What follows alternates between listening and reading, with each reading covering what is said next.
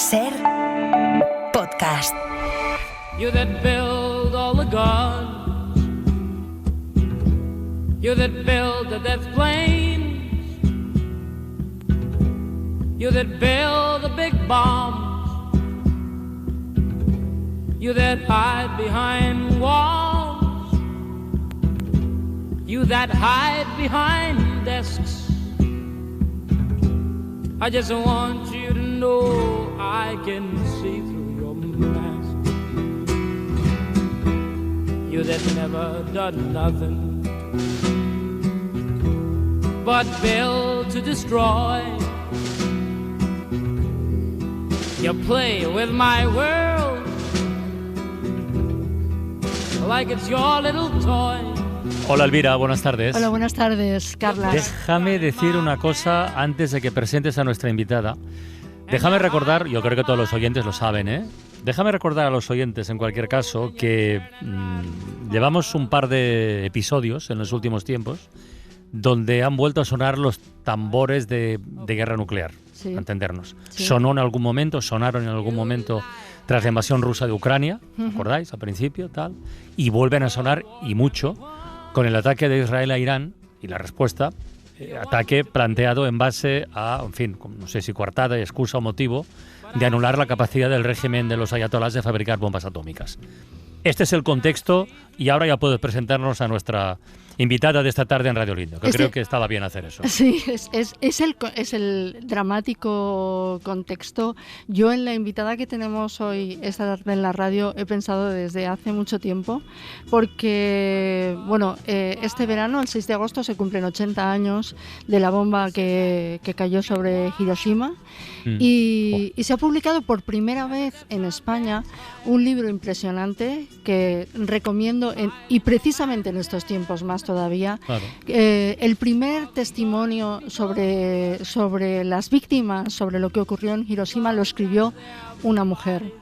Y una mujer ahora es la que ha hecho el prólogo a ese impresionante libro, Ciudad de Cadáveres. Esta mujer es Patricia Hiramatsu. Tenemos la suerte de que habla un castellano correctísimo porque es de origen argentino, aunque vive en Japón hace 40 años, y hemos tenido la suerte de que pase unos días en España y por supuesto que pueda pasarse por la radio. Patricia, buenas tardes. Buenas tardes, Carles. ¿Qué tal? ¿Cómo estás? Oye, Muy lo bien, primero, sí. con lo que ha comentado Elvira, ¿tú cómo llegas a este libro?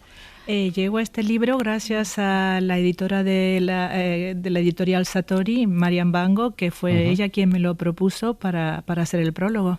Ya, yo quiero decir, y se lo he dicho a Patricia antes fuera de antena, que hay libros que precisan de un prólogo, hay libros que precisan que una persona nos explique cómo era el contexto, qué es lo que ocurría en Japón, cómo era la literatura en Japón antes de que cayera la bomba y cómo fueron los testimonios después de la bomba.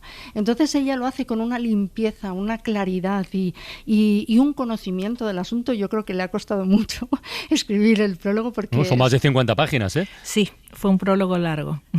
Ya. ¿Y tú no conocías a esta autora? No, yo tampoco conocía a esta autora. Cuando Marian me pide que haga el prólogo, pues para mí fue todo un descubrimiento. Bueno, cuéntanos, ¿qué es lo que... O sea, esta autora vivía en Hiroshima cuando cae la bomba, es decir, es una víctima. Sí, así es. Pero ella vive en Hiroshima un poco por casualidad, porque ella estaba en Tokio. Ella era una escritora profesional ya de antes, y lógicamente las casas editoriales estaban en Tokio, pero en esa época Tokio sufría unos grandes bombardeos de los americanos, de bombas incendiarias. Y su madre, también originaria de Hiroshima, porque Ota Yoko, o Yoko Ota, el nombre antes del apellido, o el apellido antes del nombre al estilo japonés, ella es oriunda de Hiroshima, nació y creció y se educó en Hiroshima. Su madre, que regresa a Hiroshima antes de que los bombardeos de Tokio endurezcan mucho para estar con una de sus otras hijas que tenía una bebé, le dice a su hija Yoko, bueno, vente a Hiroshima porque en Hiroshima todavía no ha habido ningún bombardeo incendiario como lo que está sufriendo la capital y me parece que Tokio es muy peligroso. Y de hecho ella y otros autores que también escribieron sobre la bomba atómica como Hara Tamiki, que es el otro referente, van a Hiroshima para evitar los bombardeos incendiarios de Tokio. Y cuando está en Hiroshima, ella entra unos días en el hospital porque tenía una aflicción de gastroenterología, sale del hospital, está haciendo el recuperatorio en su casa y cae la bomba atómica. En esa época, ella lo explica muy bien en su libro, la gente en Hiroshima, se corría el rumor que a Hiroshima no la habían bombardeado los americanos porque en algún momento ya se veía que Japón iba a perder la guerra y los americanos necesitaban una ciudad bonita y en buen estado para poder residir cuando ocupasen Japón. Y pensaban que a Hiroshima la estaban guardando, la estaban cuidando para mantenerla en buen estado para ellos. Mira lo que es el rumor de las masas, ¿no? Y bueno, y ella no tiene, o sea, se encuentra en una ciudad completamente destruida, no sabe ni dar un paso porque no quiere pisar cadáveres, el libro se llama Ciudad de Cadáveres, y tampoco tiene papel para escribir, ¿no? Así es. Entonces, ¿cómo va haciendo para, o sea, y tener esa conciencia de yo estoy aquí, yo tengo que escribir sobre esto? Pues el punto que a ella le hace escribir sobre este libro es que ella piensa que va a morir de los efectos de la radiación. Claro. Primero cae la bomba y hay una cantidad de víctimas directas de la bomba, también están los heridos, pero luego, después de 2 semanas, comienza a suceder estos síntomas que nadie conoce, que no se habla de ellos, que la gente empieza a padecer diarreas, fiebres muy altas, se les empieza a caer el pelo, vómitos muy negros. Y no se hablaba de lo que era la enfermedad por la radiación. Y empieza a correr un rumor que todos los que habían estado en Hiroshima cuando cayó la bomba iban a sufrir de estos síntomas como si fuese una pandemia, ¿no? Y que iban a morir. Y entonces cuando ella ve eso, aunque no sufría ningún síntoma, dice, yo tengo que escribir sobre esto, tengo que dejar este testimonio grabado en papel, en lo que sea, porque en algún momento me voy a morir. El libro está escrito desde el apremio, desde la urgencia, así es, ¿no? tal cual, desde el apremio, bueno. desde la urgencia. Pensar que ella era su responsabilidad, además como era una escritora ya profesional, dice, es mi responsabilidad dejar este testimonio porque voy a fallecer y no va a quedar. Y es un poco también, este apremio es un síntoma del trauma, que es de haber vivido una experiencia tan radical. ¿Y escribe el testimonio en cualquier cosa? Sí, escribe el manuscrito, que de hecho el primer editor que lo recibe dice es un manojo de papeles sucios, porque escribe en los papeles que les traen algunos vecinos. Ella había evacuado a un pueblo que estaba cercano en la zona de donde venía su familia y le empiezan a traer retazos de papel. En Japón están las ventanas que se cubren con papel y algunos papeles viejos de esos y ella escribe. Entonces es un manojo de papeles sucios, escritos con lápiz porque no hay tinta, en fin. Y podemos imaginar cómo era esa ciudad de 350.000 almas entonces. Antes de la bomba. Sí. Antes de la bomba, Hiroshima, aún así, a una hora, bueno, después de todo lo que se ha reconstruido, sigue siendo una ciudad preciosa porque tiene el mar muy cerca, muchas islas y mucho verde. Está alrededor con las montañas, es una ciudad muy bonita. Y lo era así antes de que cayese la bomba atómica. Patricia, ¿cuántos años llevas viviendo en Japón? 43, desde 1982. Ostras. Y me da un poquito de apuro preguntarte, pero ¿cómo aterrizas en Japón? ¿Cómo acabas ahí? Por interés propio. En Buenos Aires tuve la oportunidad de trabajar para una empresa japonesa y me fui por interés propio. Mis conocidos me ayudaron a buscar trabajo temporario. Lógicamente me enlisté inmediatamente en una academia intensiva para aprender el idioma. En ese momento solo tenía una visa de estudiante, luego me ofrecen un trabajo ya fijo en una empresa japonesa y así me quedé. Y luego conocí a mi marido, que es japonés. Que es japonés, que es diplomático y que eso te ha hecho viajar por muchos lugares del mundo, incluido España. Así es, incluido España, así es. Estuvimos viviendo en Madrid en 3 años, del 2019 al 2022. Vaya, ¿pillaste la pandemia? Así es, la pandemia y Filomena. Y Filomena. Las dos cosas. Oye, Patricia, una curiosidad. Sí. Esta mujer del libro que hoy, de Ciudad de Cadáveres, esta Yoko Tayoko, esta mujer es una celebridad en su país, es muy conocida, una figura de esa... No es ni una celebridad ni es conocida. Tayoko tuvo un carácter difícil, fue una personalidad difícil y eso no la no le hizo tener una buena relación con las casas, con las editoriales, con las editores, y su obra no fue muy considerada. Ella es la escritora más prominente sobre la literatura de la bomba atómica, porque de hecho de los 3 escritores profesionales que sobrevivieron a Hiroshima, ella es la única que sobrevive por más tiempo, y esto le da tiempo para crear un volumen de obras que se centran sobre el tema de la bomba atómica. Los otros 2, que son 2 caballeros, fallecen muy pronto. Sigue, perdona. Uno por un problema, una cirugía mal hecha, y otro porque se suicida al ver que Estados Unidos comienza la guerra en la península coreana, y él piensa que va a haber otra debacle nuclear y no lo quiere vivir.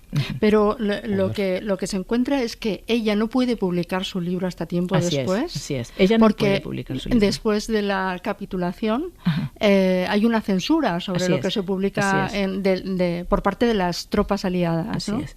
Ella escribe su libro inmediatamente. La bomba cae el 6 de agosto de 1945, y una vez que ya ha evacuado y está en el pueblo, empieza a escribir y termina el libro en 4 meses. O sea que lo termina alrededor de noviembre de 1945, principios de diciembre.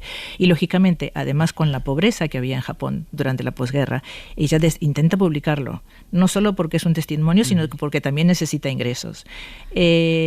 Cuando entran las fuerzas aliadas americanas, se les dice aliadas, pero en realidad era Estados Unidos, con el general MacArthur se impone lo que le llaman el código de prensa. Aún así, hay unas 3 semanas en el cual en Japón, desde que Japón capitula el 15 de agosto hasta que entra MacArthur en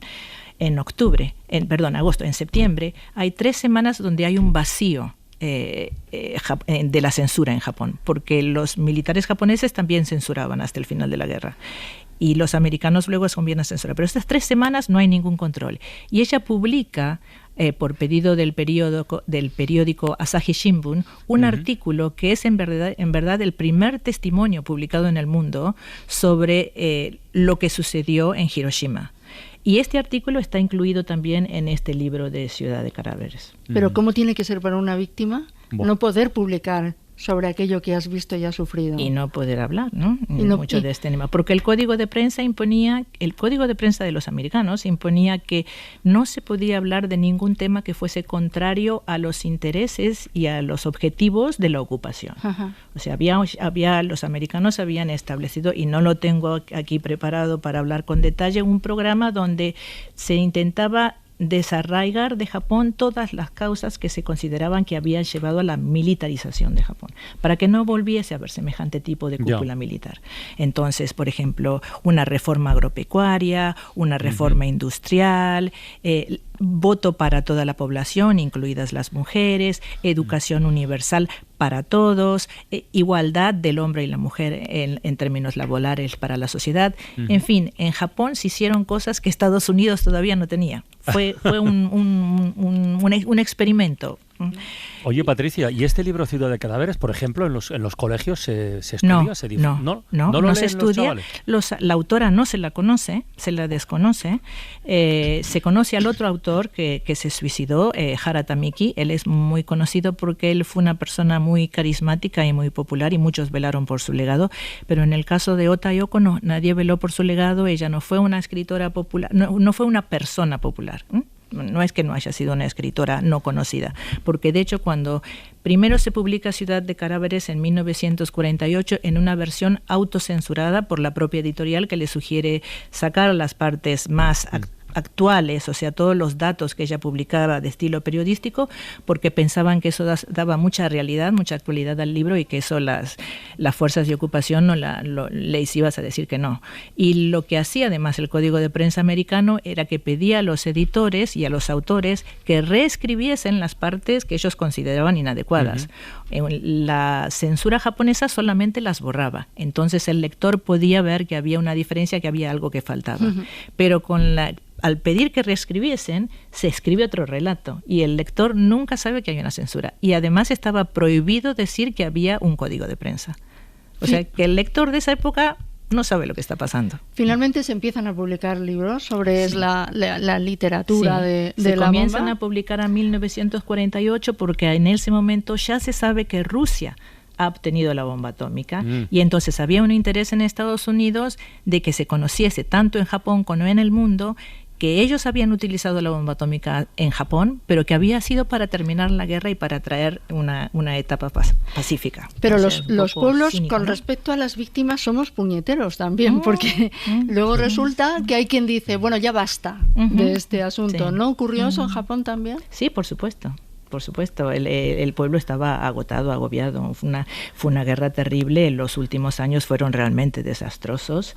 Y además la moral, el abuso, la pobreza, terrible. Las muertes, era terrible. Querían hablar de otra cosa. Y cuando vienen ya la ocupación, bueno, el primer año de posguerra es una posguerra terrible para Japón, también muy, muy pobre, que ahora nos cuesta trabajo imaginarla, pero un país totalmente destrozado.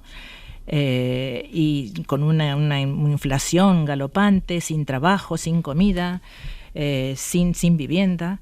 Y entonces, lógicamente, cuando Japón empieza de a poco a reconstruirse, todo el mundo quiere olvidarse de eso. Patricia, y llevas 40 años viviendo en Japón. ¿Existe un sentimiento, una conciencia autocrítica de que se hicieron cosas mal? ¿O existe una nostalgia por aquel pasado imperial? No. Bueno, siempre están los que tienen una nostalgia por el pasado imperial. A ellos no se los puede evitar, pero son una minoría. Son una minoría muy minoría, muy pequeña. El Japón está consciente, tiene una conciencia muy grande de las atrocidades del pasado. De hecho, se conmemora todos los años el 6 de agosto y el 9 de agosto los bombardeos de Hiroshima y de Nagasaki. Es un momento de mucha compunción en el pueblo. Un día muy serio, aunque no es un festivo, es un día muy serio, de mucha tristeza. Y esta conmemoración permite sobre todo que los japoneses y todos los que estamos viviendo allí tomemos conciencia y recordemos que la paz, el bienestar y el nivel de vida del que goza ahora Japón, que es un nivel muy elevado, está edificado sobre el sufrimiento y el dolor de muchos. Y esto es lo esencial. Es una lástima que a Ota Yoko no se la reconozca, no se la conozca y que no se conozca el libro que ella ha escrito, que es Ciudad de Cadáveres, que es una obra seminal. Pero lo más importante es que se recuerde que lo que tiene hoy Japón está edificado sobre lo que sufrieron muchas gentes en el pasado. ¿Cómo se trató a las víctimas? Porque eso también provoca cierta controversia. Pues a las víctimas no se las trató muy bien. Ota también lo dice en el libro, se creía, y lo escribo yo en el prólogo, se creía que la bomba atómica en Hiroshima y en Nagasaki eran cosas... Hiroshima y Nagasaki están lejos de Tokio, no están tan cerca, entonces son cosas de la provincia, no son cosas que han pasado en la capital. Y los consideraba cosas menores. De hecho, además, como durante 2 años la ocupación americana no permite hablar sobre el tema de Hiroshima, los mismos japoneses no sabían lo que habían pasado. Ni sabían cuántas víctimas había. Ni sabían cuántas víctimas había. Y nunca se sabrá exactamente cuántas víctimas hubo, porque es imposible tener esos datos. En un primer momento como cerca de 80.000. 80.000, 70.000, 80.000 son las cifras que se estima, pero la verdadera cifra nunca lo podremos saber. Tengo un libro aquí conmigo mientras estoy escuchándoos que se llama La Espera, fotografías de Tadashi Okakura y texto de Arthur Winard. Es que a ver cómo lo cuento. Es un recopilatorio de objetos. Por ejemplo, primero un reloj que está parado a las 8:15 de la mañana, y hay textos que van acompañando cada cosa. Hay una olla, hay unos guantes, hay un vestido. En el reloj dice, por ejemplo, buenos días, ¿para ti qué hora es ahora? Para mí siempre son las 8:15 de la mañana. Y en todos los textos hay un momento donde dice, pero exactamente a las 8:15 de la mañana de aquel 6 de agosto se sintió ¡pica! El gran fulgor. Sí. Aparece esa frase en los guantes, en el vestido, en latas de comida, en los zapatos de un escolar. Es un libro de fotografía y palabra realmente maravilloso. Sí. que nos complementa esta explicación tan interesante que nos has hecho de Ciudad de Cadáveres en tu prólogo y hoy en la radio. Patricia, muchísimas gracias por venir a Radio Lindo, de verdad. Qué bien. Y absolutamente recomendable leer este libro ahora y estos días que estamos viviendo. Yo estoy tocando madera, no sé vosotras, pero... Sí, pues sí, por supuesto. Es lo más importante que esté pasando, aunque hablemos de España, es lo más importante que está pasando. Tengo la sensación de que alguien está jugando con fuego. Así es. Es muy peligroso. Patricia, un abrazo muy grande. Muchísimas gracias. Elvira, hasta la próxima semana. Un beso. Para no perderte ningún episodio, síguenos en la aplicación o la web de la SER, Podium Podcast o tu plataforma de audio favorita.